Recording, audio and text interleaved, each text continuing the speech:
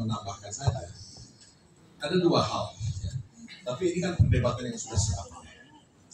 Tadi Mas Budiman juga sudah bicara mengenai proses pengangkatan hakim-hakim MK yang datang dari 3 sumber, Presiden, DPR, maupun Mahkamah Agung.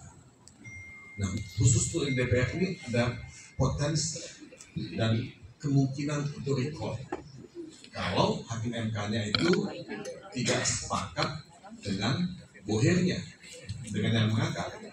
Nah, ini terjadi pada hakim Mahkamah Konstitusi Aswanto.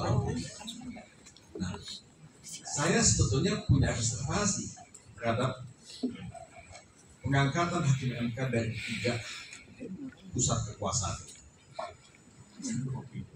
Siokianya, ya memang harus ada satu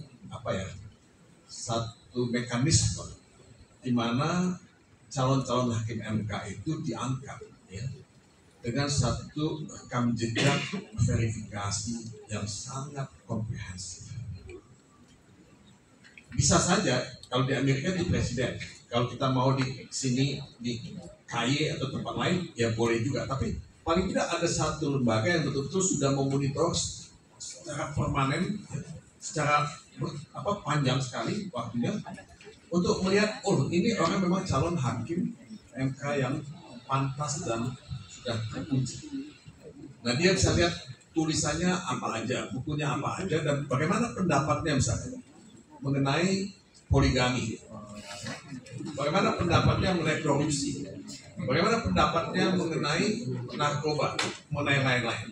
Nah, ini bisa dilihat hasilnya. Dan kalau dia hakim, bagaimana putusan yang dia buat. Nah, kita nggak punya mekanisme seperti itu. Kalau ini bisa, kita bisa tahu bahwa ini orang memang capable, qualified untuk jadi hakim MK. Nah, tapi itu saja juga tidak cukup. Kenapa saya katakan tidak cukup? Ketika dia mengalami fit and proper test di DPR, itu tidak bisa hanya 1 hari atau setengah hari. Harus diberikan waktu yang lebih lama untuk diuji.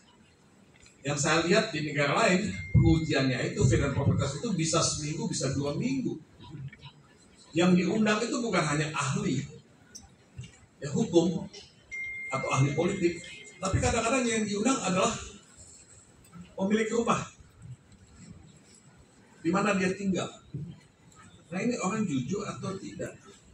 Ini punya integritas atau enggak? Dia nggak bayar sewa atau enggak? Kayak gitu. Kemudian juga ada misalnya teman perempuannya, ya. Nah, ini hal-hal semacam ini. Karena jadi hakim MK itu betul-betul harus ditelanjangi. Jadi betul-betul kita dapat calon yang luar biasa, yang extraordinary bagus. Walaupun tidak mudah, tidak ada yang lulus, kan? Nah, tapi mungkin mendekati lah ya Pak. Tapi Pak Mahfud lulus. Ya. Itu satu. Nah, itu pertama soal mekanisme pemilihan. Kedua, masa jabatan. Nah, ini kita sering berbeda pendapat soal ini. Saya sih kok cenderung setuju, kecuali yang bersangkutan mengundurkan diri, masa jabatan itu seumur hidup. Jadi dia tidak mikir kapan dia akan dipilih kembali, apakah dia akan di-recall atau tidak. Nah, kalau kita kan tidak menganut sistem semacam itu. Nah, saya bicara khusus oleh hakim MK. Berikan dia waktu sampai dia capek, saya mau pensiun.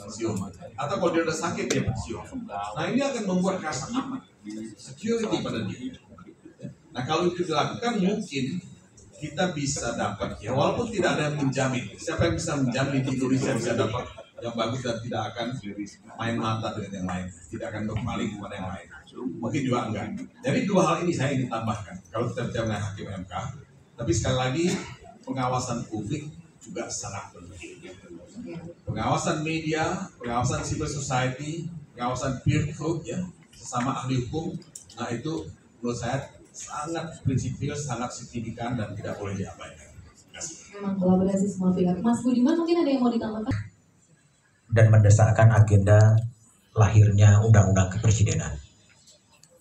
Ya, sehingga